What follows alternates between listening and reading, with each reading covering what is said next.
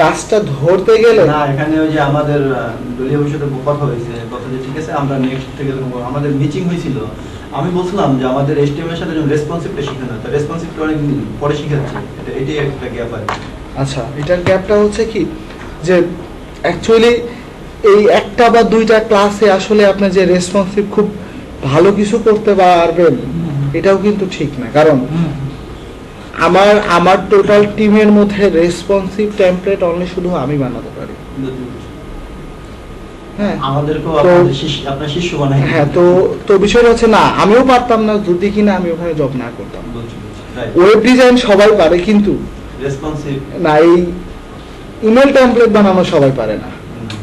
ঠিক আছে, কারণ কি এই কাজ তো এখন নাই। ইমেল মার্কেটিং বাংলাদেশে আসছে কিন্তু নতুন, ওই হিসাবে লোক কিন্তু এখনো রেডি হয় না। বেশ কয়েকটা কোম্পানি আছে, যেমন ইমেল টেমপ্লেটের কাজ হয় মানে সবচেয়ে বেশি গ্রাফিক্স পিপলস এর নাম শুনছেন? একটা কোম্পানি, ওরা গ্রাফিক্স পিপল, বাংলাদেশের একটা বড় একটা কোম্পানি গ্রাফিক্স পিপল। ওদের এখানে আমাদের পরিচিত ফ্রেন্ড সার্কেলের মধ্যে আছে যারা কিনা এই ইমেল টেমপ্লেটের কাজই করে। হ্যাঁ, তো ওই হিসাবে এইটার এক্সপার্ট লোক একটু কম আর কি, যতটা প্রয়োজন। আবার আপনি যদি মার্কেটিং এর কথা বলেন, আপনি কিন্তু এভাবে চিন্তা করবেন যে আপনার কিন্তু আসলে টেমপ্লেট বানানোরও কথা না। আপনার কি টেমপ্লেট বানানোর কথা? অ্যাকচুয়ালি কিন্তু আচ্ছা, আপনাদের টেমপ্লেট ক্লায়েন্ট দিয়ে দিবে, আপনার যে কাজটা হচ্ছে সেই মোতাবেক মেলটারে সেন্ড করা, সেই মোতাবেক সেল করা। এই যে আমরা যে টেমপ্লেটগুলো বানাতাম, সেই টেমপ্লেটগুলো কি করতো, সেই টেমপ্লেটগুলো কিন্তু একজন ক্লায়েন্ট কিনে নিয়ে আরেকজনকে দিত, সেই সেল করতো।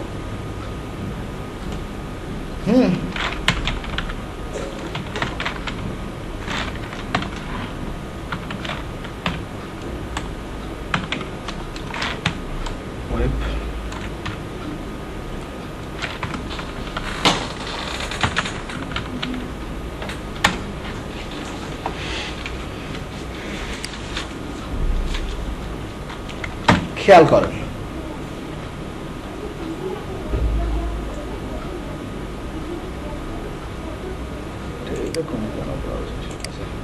যাই হোক এটা ক্লোজ করবো।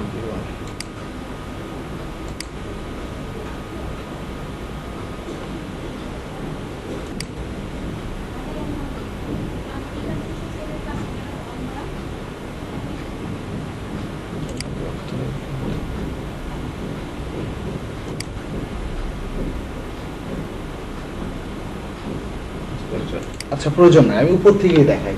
এটা আমাদের মেজর কন্ডিশন, এটা ব্রাউজার রিলেটেড, ব্রাউজারের জন্য এটা করে রাখছে। আচ্ছা দেখেন, এটা একটা ইমেল টেমপ্লেট না? এটা একটা ইমেল টেমপ্লেট। আপনার ভিউটা খুব ভালো করে দেখেন। হ্যাঁ, তো ভিউটা যখন খুব ভালো করে দেখবেন এই পার্টটারই যখন আপনি ছোট করে ফেলতেছেন, অর্থাৎ এখনো 600-র মধ্যে আছে, তাই কিন্তু কি প্রত্যেকটা পয়েন্ট ভাঙে নাই, ভাঙছে কি? যখন আপনি এটাকে আস্তে আস্তে ছোট করে ফেলবেন, যখন আমি এই পর্যায়ে নিয়ে চলে আসবো, অর্থাৎ এটা আমাদের মোবাইলের স্ক্রিন, এটা কার স্ক্রিন? মোবাইলের স্ক্রিন। তখন দেখেন এগুলো আগে এইটা এক লাইনে ছিল না, এখন কি এটা এক লাইনে আছে? হ্যাঁ, 3 লাইনে চলে আসছে। খেয়াল করেন, 1 লাইন, 2 লাইন, 3 লাইন। এই যে দেখেন পিকচারটা বেশ বড় ছিল না, এখানে কি হয়েছে? ছোট হয়ে গেছে। এই যে এই পিকচারগুলো ছোট ছিল না, এই যে এগুলা চারটা ছিল না, কি এখন কয়টা হয়েছে? দুইটা। এই যে দেখেন এইগুলা কয়টা ছিল পাশাপাশি? দুইটা বা তিনটা, মানে যাই ছিল দুইটা না বা তিনটা মনে হয় ছিল, দুইটা মনে হয় ছিল। এখন কি হলো? একটার নিচে একটা নেমে যায় নাই? দেখেন প্রত্যেকটা জায়গা কিন্তু কি হয়েছে? একটা স্থান দখল করছে। সে মোবাইলের ভিউতে চলে আসছে, একজন মোবাইলে ঢুকে সে এভাবে কি করতে পারবে? দেখতে পারবে। এটাই হচ্ছে কি রেসপন্সিভ। এখন এই রেসপন্সিভের যে বিষয়টা, সেটা হচ্ছে এখন আপনাদের প্রথমে চিন্তা করতে হবে যে আমি আসলে এটা রেসপন্সিভ বানাবো কিনা। কারণ আমরা যখন একটা ওয়েবসাইট বানাই, ফার্স্টে কিন্তু একটা ডিসিশন নিয়ে নিই, এটা রেসপন্সিভ হবে কি হবে না। হলে একরকম ডিজাইন হবে, না হলে কি অন্যরকম হবে, অর্থাৎ অন্যরকম আমি ইমেল এসটিএমএল করে পরে রেসপন্সিভ করতে পারবো না? হ্যাঁ মানে অবশ্যই এটা তো আপনি পরেই করবেন, আচ্ছা। কিন্তু একটা ডিসিশন আছে না, যেমন আমি বুঝতে যদি একটা ধাপ আছে মনে করি যে এই চারটারে আমি এই চারটা পার্টেরে আমি ভেঙে একটা নিচে একটা নিয়ে আসবো, আমি নর্মালি কেমন ডিজাইন করতাম, চারটারে একটা টেবিলের মধ্যে রেখে চারটা টিডি দিয়ে দিয়ে এটা করে দিতে পারতাম। আচ্ছা যখন আমি মোবাইলে দেখবো তখন এখানে কি করবো, আমি এখানে একটা টেবিলের মধ্যে একটা টিয়ার নেব, নিয়ে একটা টিয়ারের মধ্যে দুইটা টিডি নেব, দুইটা টিডি নিয়ে সেই টিডির মধ্যে আমি কি নেব, একটা টেবিল নেব, টেবিল নিয়ে কি করবো, এই দুইটারে আমি একসাথে ডিজাইন করব, আর এই দুইটারে কি করব, একসাথে ডিজাইন করব। কারণ কি, যে যখন ভেঙে যাবে তখন কি হবে, এইটাই কিন্তু এইটার নিচে চলে আসবে, কিন্তু একসাথে রাখলে কি আসবে, সে ভাঙে কি টেবিলটা কিভাবে ভাঙে? টেবিলটা ভাঙে কোডের মাধ্যমে ভাঙে। যখন ডিভাইস করবো তখন টেবিলটা কি মানে টেবিল ভেঙে যায় আলাদা? হ্যাঁ, আলাদা আলাদা করে ভেঙে নিচে চলে আসে। টেবিলগুলো ভেঙে নিচে আসে। হ্যাঁ, টেবিলগুলো ভেঙে ভেঙে নিচে চলে আসে, অর্থাৎ এটা ফ্রেমের মতো তৈরি করতে হয়। এই যে এখানে করলে টেবিল 4টা করা যায় অথবা 2টা করা যায়। হ্যাঁ, এটাই তো নাকি? ওখানে একটাও করা যায়, আবার ইচ্ছা করলে কয়টা কি? একটাও করা যায়, 2টা করা যায়, দুইটাও করা যায়। আর কয়টা করা উত্তম? রেসপন্সিভের জন্য কয়টা করব আর এমনি এটা তো আগে আপনার চিন্তা করতে হবে যে আমি আপনি জাস্ট কেমন দেখাতে যাচ্ছেন। আমি ইচ্ছা করলে এখানে 3টা করে দেখাতে পারতাম, তাহলে কি হতো, মানে জিনিসগুলো আরো ছোট হয়ে যাইতো না।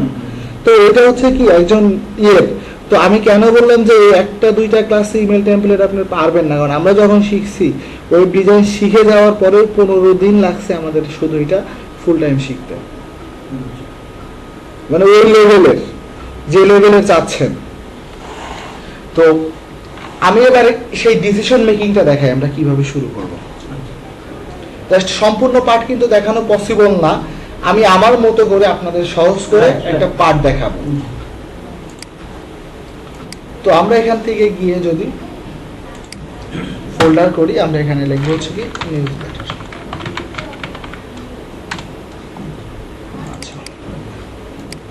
এখানে আমরা এখানে একটা ফোল্ডার করব, এই ফোল্ডারের নাম দেবো হচ্ছে ইমেজেস। এখানে আমি একটা ফোল্ডার নেব, এই ফোল্ডারের নাম দেবো হচ্ছে কি ইন্ডেক্স। সিএসএস না, সিএসএস প্রয়োজন নাই, কারণ কি, হ্যাঁ বলছিলেন যে সিএসএস লাগতে পারে। হ্যাঁ, আমরা ওখানে ইনলাইন মানে আমরা ইন্টারনাল সিএসএস করব।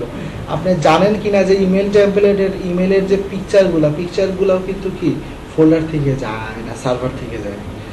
পিকচারগুলো রাখতে হয় একটা সার্ভারে, আচ্ছা, কারণ যখন আপনারা আমি পাঠাবো তখন তো খালি ইন্ডেক্স ফাইলটা পাঠাচ্ছি, না আমরা তো সোর্স ফাইল সহ পাঠাই। সোর্স ফাইলই পাঠাবেন, কিন্তু ওর সঙ্গে কি কোনো কি ফোল্ডার পাঠান? হ্যাঁ, ফোল্ডার ওই যে ইমেজের ফোল্ডারটা পাঠাই দিই, এই টোটাল সেটটাই পাঠাই দেবো। না, তাহলে তো এটা খুব পারবে না। তাহলে সমস্যা না। তাহলে এই ছবিগুলো সে কি কোথায় রাখবে? তার ওয়েবসাইটে? তার কোনো একটা সার্ভারের মধ্যে রেখে সেখান থেকে পিকচার লিঙ্কগুলো দিয়ে দিবে, ওইটা উত্তম আর কি। ওইটা উত্তম। এতে কি হবে যে ওই সার্ভার থেকে প্রত্যেকের মধ্যে কি হয়ে গেল, ইন্ডিকেট হয়ে গেল, সেই ইমেজগুলো ওখান থেকে শো করতেছে। যেমন ফেসবুকে সার্ভার থেকে আমাদের প্রত্যেকের প্রোফাইল পিকচারটা শো করেন, এরকম ওই সার্ভার থেকে আপনার এখানে পিকচারটা শো করবে। আমরা কিন্তু মানে আমরা আমাদের এখান থেকে কিন্তু এভাবে পাঠাই, আমরা ওখানে যেভাবে কাজ করতাম ওখানে। আমরা বলি আমরা ওই ইমেজের ভিতরে থাকলো না ইমেজগুলো, হ্যাঁ, সাইজ অনুযায়ী নিয়ে নিলাম, ইন্ডেক্সের ভিতরে আমরা এসটিএমএল কোডটা করলাম, কোডটা করার ক্লায়েন্টে যখন দিই তখন আমরা আমরা সার্ভারে করি না, তাহলে সময় যায় বেশি। এই জন্য করি কি এইটার টোটালটা করি জিপ ফাইল করিয়া পরে একটা মাঝে মধ্যে স্ক্রিনশট নিই, ওই ভিউটার স্ক্রিনশট নিই আর এসটিএমএলটা সবকিছু মিলিয়ে দিই, তো বলছে ঠিক আছে। পাঠান কে? আপনারা পাঠান না তারা পাঠান? আমরাই পাঠাই। আপনারা যে পাঠান প্রত্যেকের মেলে সেন্ড করে কারা? সেন্ড ওটা ওর দায়িত্ব, যদি আমাদেরকে দিয়ে করে তাহলে আচ্ছা, তাহলে আপনাদের জানার কথা না, ঠিকই আছে।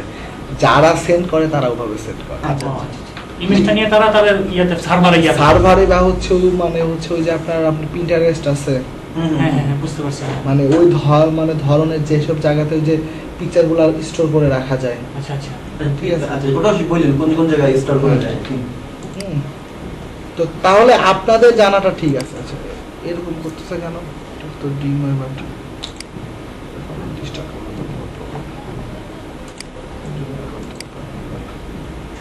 আচ্ছা,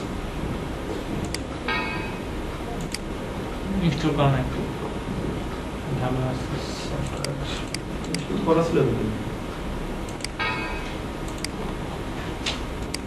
আমার ল্যাপটপ দিব না চলবে? আপনার ল্যাপটপে কি ডিমে বস সেটআপ দেওয়া আছে, কিন্তু ভিডিও আছে, কি ভিডিও? এই যে ফার্স্ট ফার্স্ট আছে। আছে, অনেক সেট করেন, এটা দিয়ে হবে না।